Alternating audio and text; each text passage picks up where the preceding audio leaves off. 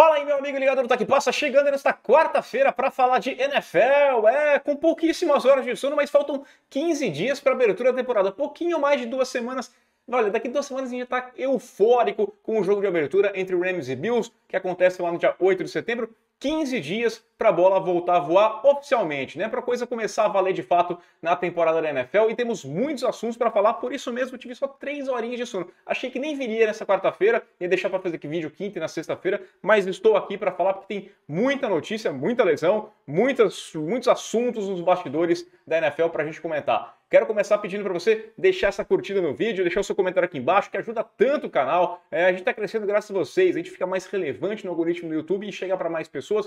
Mais pessoas estão chegando, já se inscreve no canal, clica no sininho aqui embaixo também para ser notificado assim que sair um vídeo novo. E se você puder colaborar, faça parte do nosso clube de membros. Tem o botão aqui em cima, tem o link aqui embaixo também. É um valor que não é alto, não é proibitivo para ninguém, é mais uma colaboração que você faz para a gente manter o trabalho. Aqui já temos 71 membros no canal, já sorteei uma bola de futebol americano, vou sortear uma camisa com 100 membros, vou sortear uma camisa oficial de um time da NFL.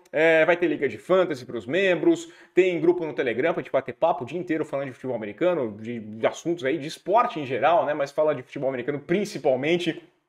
Lá no Telegram.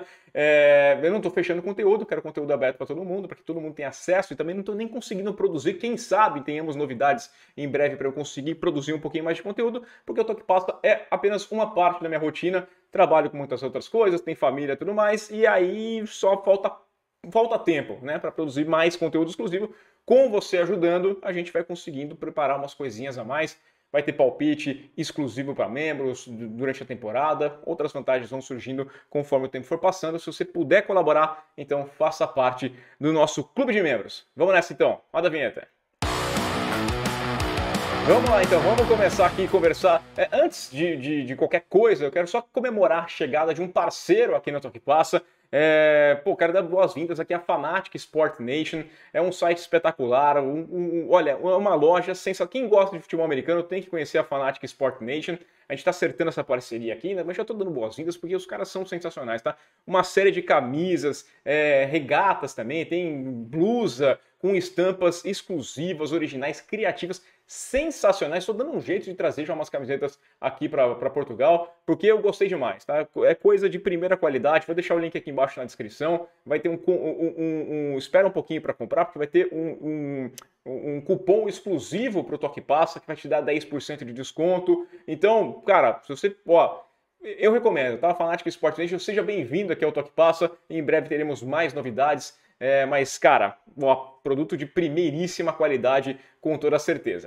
Para abrir também, eu quero passar por uma pergunta que chegou na segunda-feira, a pergunta do Lucas Sartori, porque acho que tem boa relação com o que a gente vai falar bastante no vídeo de hoje, que é sobre lesões de pré-temporada, né? Ele pediu para explicar por que ainda rola a pré-temporada, né? Os jogos da pré-temporada, mesmo com tantas lesões acontecendo, se não existisse mais a pré-temporada, o que poderia substituí-la? Bom, eu acho que em primeiro lugar é bom destacar que a pré-temporada já diminuiu. Antes eram 4 jogos, além do jogo do Hall da Fama, agora são 3 semanas. Isso aconteceu no ano passado, quando a temporada passou a ter um jogo a mais. Colocaram o 17º jogo na temporada, a 18ª semana, e aí reduziram uma semana da pré-temporada, né? Passou até 3 jogos, mais o jogo do Hall da Fama.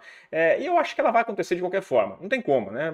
Acontece no futebol, acontece no basquete, no beisebol, em todos os esportes, você precisa dar ritmo para os jogadores, precisa mudar um pouquinho ali a postura, botar a galera em campo de novo antes da coisa começar a valer. Então os jogos vão acontecer, mas eu acho que está mudando um pouquinho a filosofia, a forma de atacar essa pré-temporada em muitas equipes, né? Muitos treinadores hoje observam muito pouco dos jogos e observam muito mais ao longo da semana. Os bons times observam ao longo da semana para fechar o elenco de 53, né? Eu gosto muito dos treinamentos que são em conjunto, né? Essa semana, por exemplo, estão rolando os Patriots com os Raiders, já teve os Packers com os Saints também. Vão jogar no final de semana, passam a semana treinando junto e é muito legal ver isso daí. Acho que já funciona, é um ambiente mais controlado. A mudança de filosofia que eu digo é o treinador entender que ele não pode pôr aquela escolha de primeira rodada, aquele jogador que já está garantido no elenco de 53, para jogar em determinados momentos da partida, né?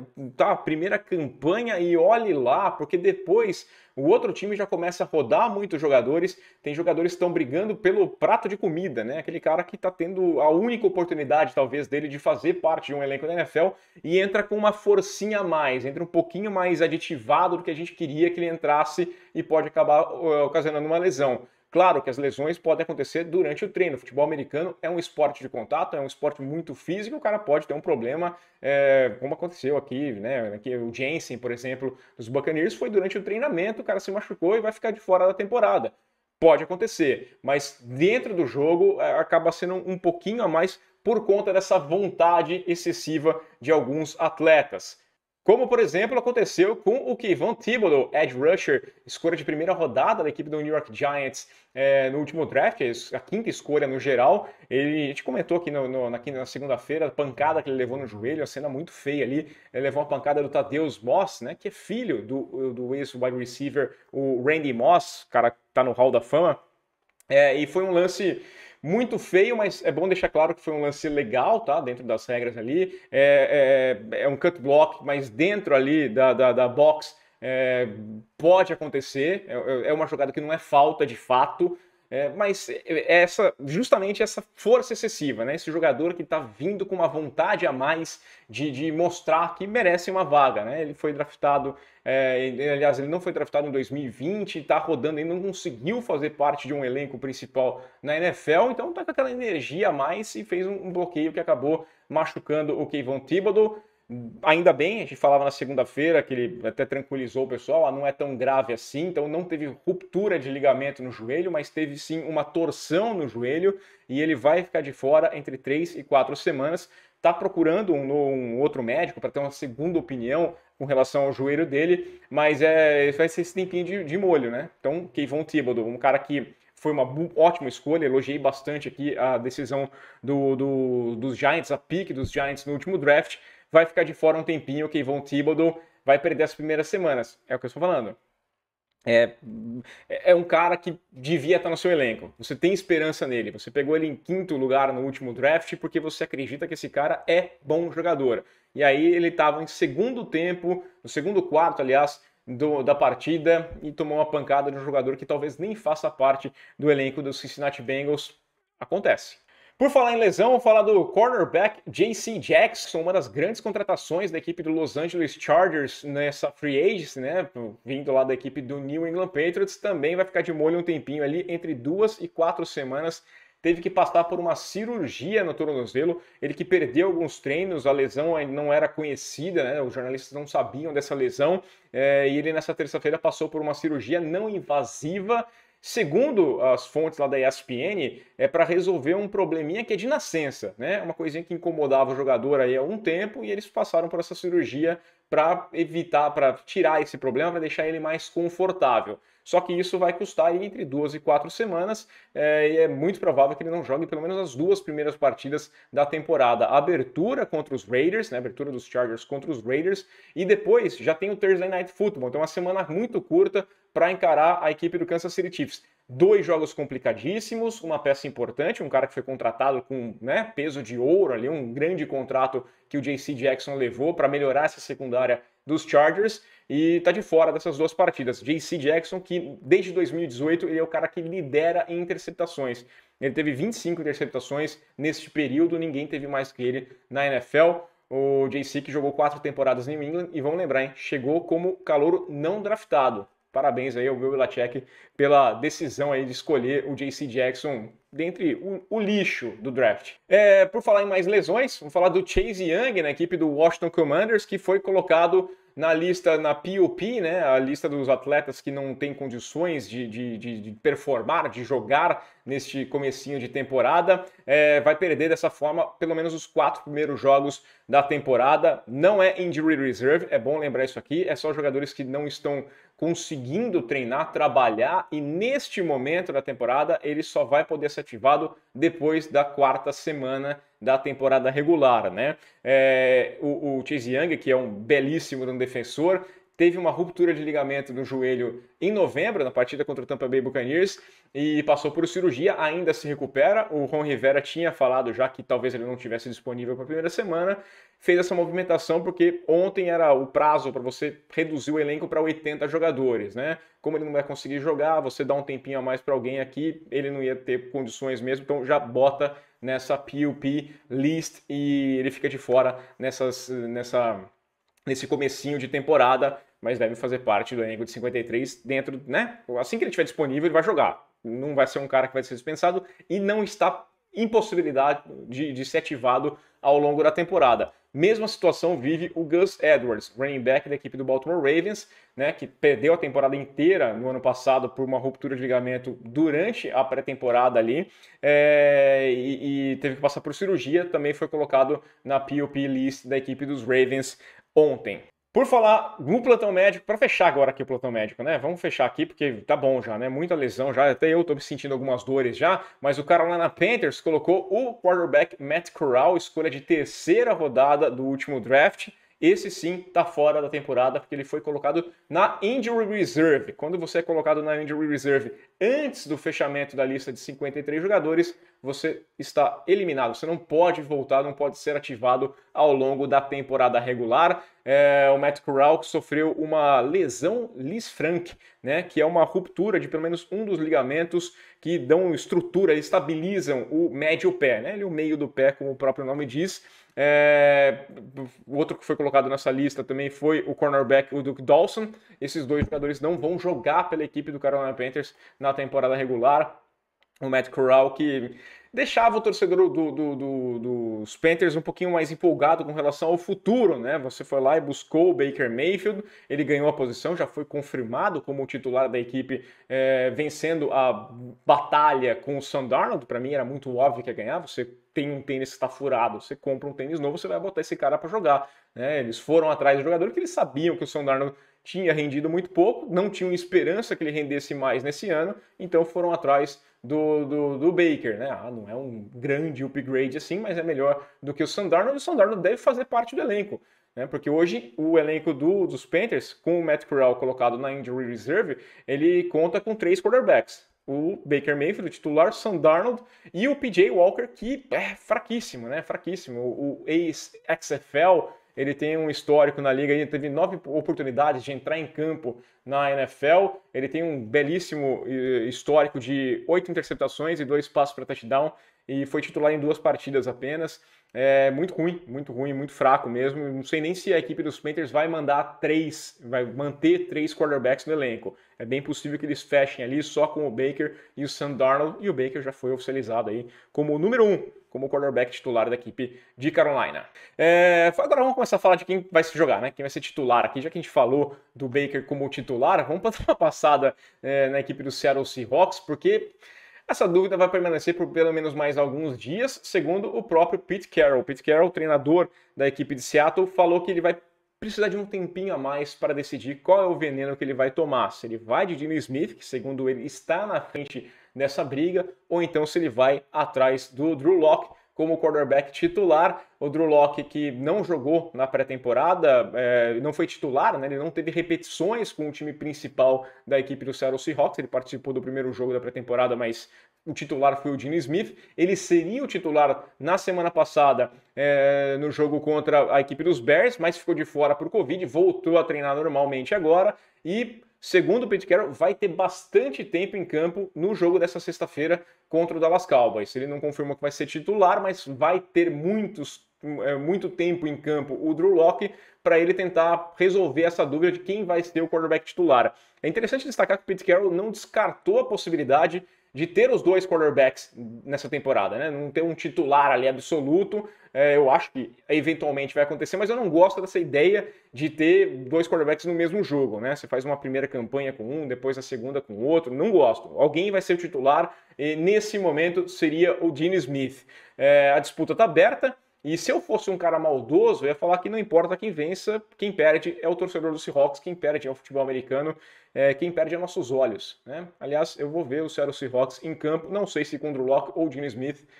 Tô indo para a Alemanha em novembro para ver o Seahawks. Não é ver Tom Brady, não é ver o Tampa Bay Buccaneers, mas é ver o Seattle Seahawks de Geno Smith, provavelmente. Se o assunto é indecisão sobre um quarterback, vamos seguir aqui na NFC Oeste, porque tem Jimmy Garoppolo trabalhando ainda, não foi cortado, né? Ele não entrou no corte de terça-feira, quando reduziram os elencos para 80, segue trabalhando separadamente na equipe do San Francisco 49ers, e o técnico Kyle Shanahan falou que todas as possibilidades estão abertas ainda, né? Ele falou que tem visto ali o Garoppolo treinar separado, que os passes dele seguem bons, que ele está trabalhando normalmente, que tem conversado com o Jimmy Garoppolo aí a todo o tempo, e tem essa possibilidade. Então, dentre as possibilidades, segundo o Shanahan, tá ele fazer parte do elenco de 53, seguindo a equipe do San Francisco 49ers. Lembrando que na próxima terça-feira os elencos têm que ser reduzidos para 53 jogadores, e se o Jimmy Garoppolo fizer parte desses 53 jogadores,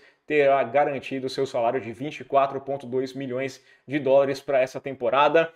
Não é pouca coisa, eu acho demais, né? Um valor desse para um quarterback reserva, ainda mais que você perde a grande virtude de ter um quarterback calouro, no caso do Trey Lance, que é ocupar menos espaço no salary cap. O Jimmy Garoppolo, que passou por cirurgia durante a off-season, tem essa recuperação toda, e para mim é um blefe, né? Para mim é a equipe dos 49ers levando esse blefe até o último instante para tentar alguma compensação, alguma troca, para ver se alguém oferece. Mas é muito pouco provável que isso venha acontecer. Por exemplo, no caso dos Browns, que seria o cenário mais cabível, né? O Watson suspenso, você vai atrás do Garoppolo. Só que o Garoppolo, né, voltou a trabalhar recentemente, uma cirurgia no ombro, você não sabe o nível que ele está. Se ele chegar nesse momento, ele vai ter que se adaptar ao playbook. Ele melhoraria, ele estaria mais pronto para jogar lá em Cleveland, provavelmente quando o Watson já estivesse para voltar. Então não faz sentido, mantenha o Brissett lá, que é mais negócio. Então você faz esse blefe para ver se alguém vai dar, eu não acho que nada, ou então pelo menos você atrapalha a vida de alguém. Muita gente comentando que o Seattle Seahawks pode ir atrás do Jimmy Garoppolo se ele for dispensado.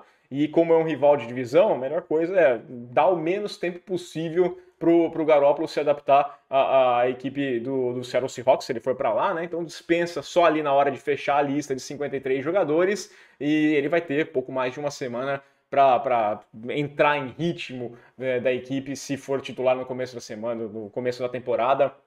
Deixaria a decisão mais lá para frente. Eu não gosto da chance que está aberta, né, segundo a fala do Shanahan, do Garoppolo ser uma opção no elenco. Em primeiro lugar, que mais certo do que a lei do ex é que aquela história de que se você tem jogador ruim no elenco, em algum momento você vai ter que usar. Não acho o Garoppolo péssimo, mas eu acho que ele é péssimo para um ambiente que tem o Trey Lance em desenvolvimento. Para não gerar dúvida, eu preferia que o Jimmy Garoppolo estivesse bem longe lá da equipe do San Francisco 49ers. Seguindo no Oeste, fala agora da AFC, só passar rapidamente aqui pelo Derek Carr, né? Porque o quarterback dos Raiders foi perguntado no treino na terça-feira, né? Treino coletivo ali com os Patriots, mas os jornalistas que lá estavam perguntaram para ele sobre a história do final de semana que surgiu ali com o Dana White revelando que o Tom Brady estava tudo certo com os Raiders, que ia levar, e aí somou-se ao comentário do Brady lá no The Shop no ano passado, que seria então endereçado ao Derek Carr, e ele foi perguntado então se aquilo lá mexia alguma coisa com ele, se ele estava imune a essa conversa, e ele levou na esportiva, brincou ali, deu risada, falou que acho que nesse momento pelo menos está tudo certo com ele, que ele vai focar só em trabalhar, em jogar futebol americano, que qualquer coisa que ele diga nesse momento vai ser só para gerar polemiquinha, então ele não está afim de fazer isso não. Eu achei interessante, né? Ele falou que espera que não tenha nenhum drama mais lá em Las Vegas, e eu gostei. O Derek Carr mostrou ser um cara aí bem consciente, perfeito, bem adulto mesmo, o Derek Carr. É muito adulto. E para fechar aqui, polemizando com os amigos do Toque Passa, eu quero passar pela entrevista do Sammy Watkins. Ele deu uma entrevista lá para o site oficial do Green Bay Packers e, mudou de time, né? Wide receivers, e agora foi para a equipe do Green Bay Packers e chegou lá mais um cara elogiando o quarterback novo e falando mal do ex. A gente vai lembrar, né? Tyreek Hill foi para a equipe dos Dolphins e saiu falando, não, Mahomes é ótimo, o braço dele é incrível, mas, Tua Tagovailoa mais preciso, né? É o cara mais preciso da NFL. Dá a entender que ele era mais preciso que o Patrick Mahomes. Duvido, mas falou isso aí. Agora o Watkins foi perguntado sobre o ambiente aqui, né? Ele falou, Mahomes é incrivelmente bom, mas, já vi isso aqui, quando você fala o mas, você qualifica tudo que você falou antes. Então, incrivelmente bom, você deixa meio de lado.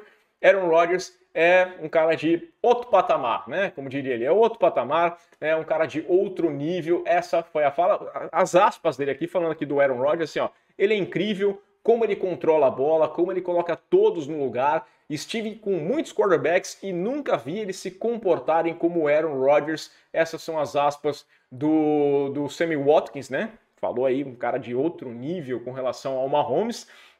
E vamos lembrar aqui do histórico então, do Watkins, ele falou que esteve com muitos quarterbacks. A gente vai lembrar que ele foi draftado pela equipe do Buffalo Bills e jogou com grandes nomes, como o Kyle Orton, com o A.J. Manuel, como o Tyrod Taylor. Aí ele foi para os Rams, jogou com o grande Jared Goff, passou 3 anos na equipe do Kansas City Chiefs, com o Mahomes, onde ele conquistou um anel.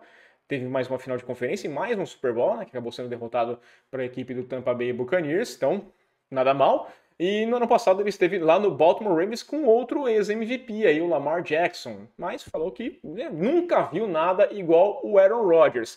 Cara, não há dúvidas, né? O Aaron Rodgers é um cara fantástico, isso é certeza. O cara é back-to-back MVP, tem 4 MVPs na carreira dele, né? Já foi campeão do Super Bowl e tem, os 2 últimos anos, ele foi o melhor jogador da liga, segundo a votação lá da Associated Press. Mas... cara, o que o Mahomes fez para ser tanto alvo assim dos ex dele, né? Os ex-recebedores, né? Pô, é uma mania de querer elogiar o novo e não saber fazer isso sem falar mal do antigo, né? Porque você não precisa diminuir. Vamos pegar aqui um exemplo do Davante Adams. Ele chega lá na equipe dos Raiders e, pô, é claro que o Aaron Rodgers é melhor que o Derek Carr, mas ele tem que elogiar o Derek Carr. Então ele falou lá, pô, você trocar com um cara que é Hall da Fama. Depois ele pediu desculpa, falou que não é bem assim, não tava falando que o Derek Carr é Hall da Fama, só para falar que o nível era muito alto.